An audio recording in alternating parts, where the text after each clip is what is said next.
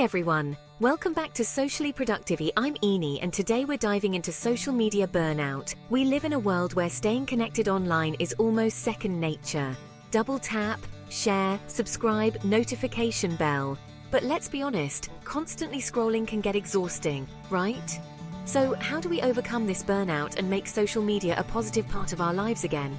How do we go from feeling like we need a detox to actually enjoying the connections and content?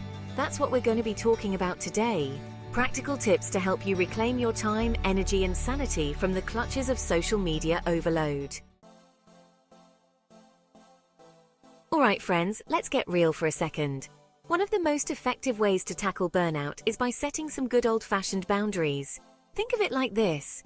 You wouldn't let someone barge into your house, eat all your food, and leave their dirty socks on the floor, right? So why are we letting social media do the same thing with our time and energy? The first step is deciding how much time you actually want to spend on social media each day. And be honest with yourself. Are you really just checking in for 5 minutes? Or are you disappearing down a rabbit hole of memes and conspiracy theories? Once you have a realistic number in mind, stick to it. This is where the magic happens.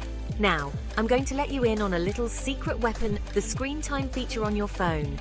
You can literally set daily limits for specific apps, and once you hit your limit, bam, you're locked out. It's like having a personal assistant for your social media consumption. Trust me, it works wonders. You don't need to be online 24/7 to stay connected. Remember, you are a limited edition human being, and your time and energy are valuable. Don't let social media become this big, scary monster that controls your life. Set those boundaries, reclaim your time, and watch your productivity and sanity soar.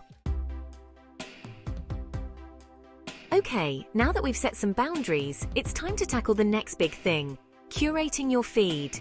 This is where you get to channel your inner Marie Kondo and declutter your digital space. Because, let's be real, scrolling through your feed should spark joy, not give you anxiety.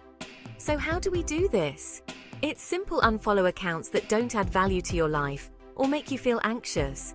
And I'm not just talking about that one aunt who only posts blurry pictures of her food. I'm talking about anyone and anything that leaves you feeling drained, inadequate, or just plain blah. Instead of filling your feed with negativity, focus on the good stuff. Follow people who inspire, motivate, and make you feel good. Think artists, creators, activists, entrepreneurs, funny meme pages, whatever floats your boat. Create a feed that uplifts you, not one that drains you. Imagine scrolling through your feed and actually feeling inspired, motivated, and happy. That's the goal, my friends. So go ahead, hit that unfollow button with pride. Your mental health will thank you for it. Chapter 3. Offline Adventures, Rediscovering the Real World. Gasp. Alright guys, we've set boundaries, we've decluttered our feeds, and now it's time to talk about something truly revolutionary. Offline time.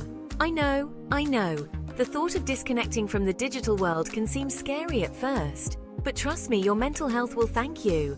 So how do we actually do this whole offline thing? It's all about scheduling. Just like you schedule important meetings and appointments, you need to schedule regular breaks away from screens. Whether it's a full-blown digital detox day or just a few hours in the evening, use that time to do something you love. Read a book, take a walk, learn a new skill, catch up with a friend in person. The possibilities are endless.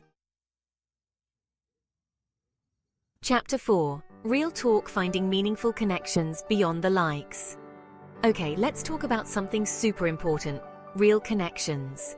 Because at the end of the day, social media is just a tool, not a substitute for real-life connections.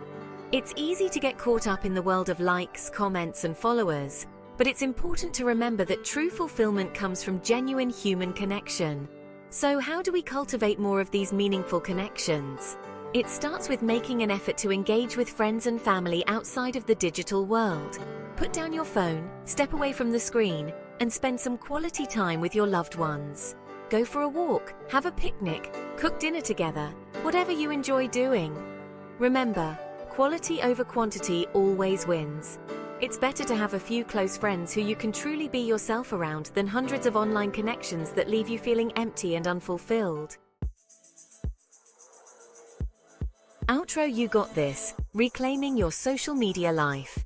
It's important to remember that social media should be a tool that enhances our lives, not something that controls us. By setting boundaries, curating your feed, scheduling offline time, and focusing on real connections, you can take back control and use social media in a way that's healthy and productive. Think of it like this. You're the boss of your social media experience, not the other way around. That's it for today's video. If you found this helpful, don't forget to like,